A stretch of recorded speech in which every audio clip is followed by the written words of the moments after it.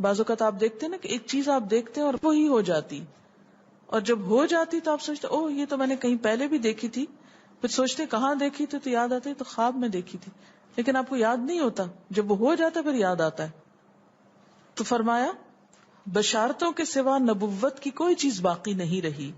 صحابہ نے دریافت کیا کہ بشارتوں سے کیا مراد ہے؟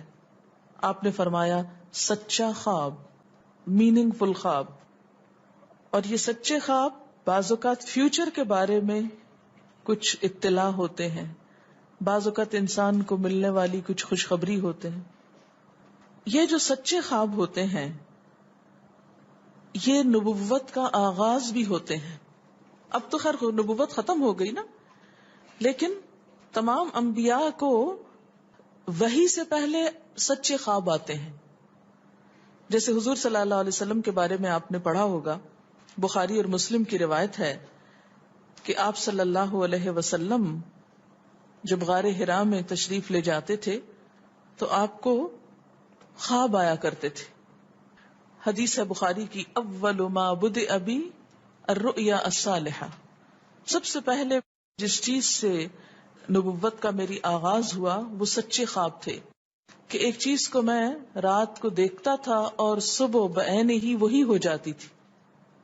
اس سے پریپیئر کیا گیا، جیسے یوسف علیہ السلام کو پریپیئر کیا جا رہا ہے کہ آئندہ اللہ تعالیٰ ان کو کسی بڑے مقام پہ پہنچانے والا ہے، اور وہ بعین ہی ایسے ہوا، اگرچہ 40 سال بعد ہوا لیکن ہو گیا. اسی طرح عام انسان اور نیک انسان، سچ بولنے والے لوگ بسا اوقات ان کو بھی سچے خواب آتے ہیں. اور ایک خواب مثلاً ہو سکتا ہے آپ نے بچپن میں دیکھا ہو اور وہ اب آ کے پورا ہوا ہو. بعض اوقات آپ کسی انسان کو اس سے ملنے سے پہلے ہی خواب میں دیکھ لیتے ہیں، اور جب وہ نظر آتا ہے تو بالکل ویسا ہی ہوتا ہے، حالانکہ آپ نے اس کو دیکھا نہیں اور کہیں سے آپ اس کو دیکھ کے آئے بھی نہیں، نہ کوئی تصویر دیکھی نہ کچھ، لیکن اللہ تعالیٰ وہ نقشہ آپ کو خواب کے ذریعے دکھا دیتا ہے. کہ بعض خواب انسان کی اپنی سوچ کو ریفلیکٹ کر رہے ہوتے ہیں، اس سے زیادہ ان کی کوئی حقیقت نہیں ہوتی. آپ خواب میں ہی سفر شروع کر دیتے ہیں اور سونے میں بھی ایک طرح سے جاگ رہے ہوتے ہیں. شیطان کے وسوسے، یہاں سے شیطان کی ایفیشنسی بھی معلوم ہوتی ہے. نہ صرف یہ کہ وہ جاگتے میں آپ کو مختلف برے خیالات سجھاتا ہے، بلکہ سوتے وقت بھی نہیں پیچھا چھوڑتا. اور خصوصاً اگر انسان آیت الکرسی وغیرہ نہ پڑھ کر سوئے تو شیطان پاس ہی منڈلاتا رہتا ہے اور کوئی موقع جانے نہیں دیتا، حتیٰ کہ خواب میں بھی انسان کو ڈراتا ہے. اچھا، اس ڈرنے میں آپ دیکھیں کہ مختلف قسم کے ڈر ہوتے ہیں. کوئی مار رہا ہے آپ کو، بعض اوقات آپ رو رہے ہوتے ہیں خواب میں، بعض اوقات آپ کے اوپر ایک بوجھ محسوس ہوتا ہے کہ آپ کا سانس نہیں آ رہا ہوتا. یہ سب تصرفات شیطانی ہوتے ہیں. بعض اوقات آپ بہت گندا خواب کوئی دیکھتے ہیں، آپ کہتے ہیں میں نے بڑا گندا خواب دیکھا، تو یہ بھی دراصل کیا ہے؟ شیطان. اس نے کہا جب تو رات سونے کے لیے اپنے بستر پہ آئے تو آیت الکرسی پڑھ لیا کر.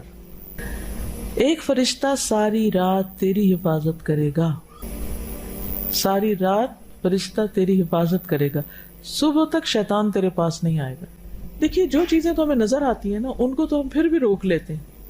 آگ ہے تو بند کر دیں گے، کوئی زہریلی چیز ہے تو اوپر رکھ دیں گے، مطلب مادی چیزوں کو انسان ان سے بچ کے رہتا ہے. کوئی چیز دیکھتا ہے کہ شیشہ پڑا ہے، کچھ کیل پڑا ہے تو بچ کے گزر جاتا ہے. شیطان آپ کے اوپر حاوی ہو رہا ہے، جن کوئی آپ کو تنگ کرنے لگا تو آپ کو تو پتہ بھی نہیں کہ کیا ہو رہا ہے. وہ تو قرآن مجید میں آتا ہے انہ یراکم ھو وقبیلہ من حیث لا ترونہم، ٹھیک ہے نا. وہ اور اس کا قبیلہ تمہیں وہاں سے دیکھتے ہیں جہاں سے تم انہیں نہیں دیکھ سکتے.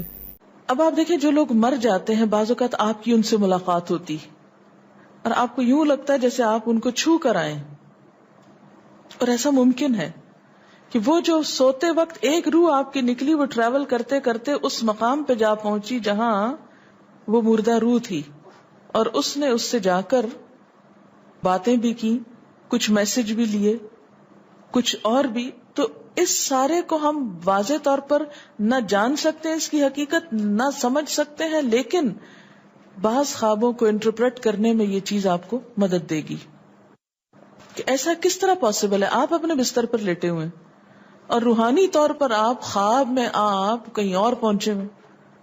بعض اوقات آپ دیکھتے ہیں کہ میت آپ کو کوئی چیز دے رہی ہے، میت رو رہی ہے، میت خوش ہے، آپ اس کو دیکھتے ہیں وہ بڑے باغ میں بیٹھی ہوئی ہے، یہ آپ نے کہاں سے دیکھ لیا؟ آپ تو بستر پہ لیٹے ہوئے تھے. تو وہ جو ایک شعور سوتے وقت نکل جاتا ہے، جسم سے الگ ہو جاتا ہے، وہ ٹریول کر رہا ہوتا ہے ایک طرح سے، اور وہ ایسی جگہوں پر اللہ کے اذن سے ہی پہنچ جاتا ہے اور اس کو وہاں کی معلومات مل جاتی ہیں.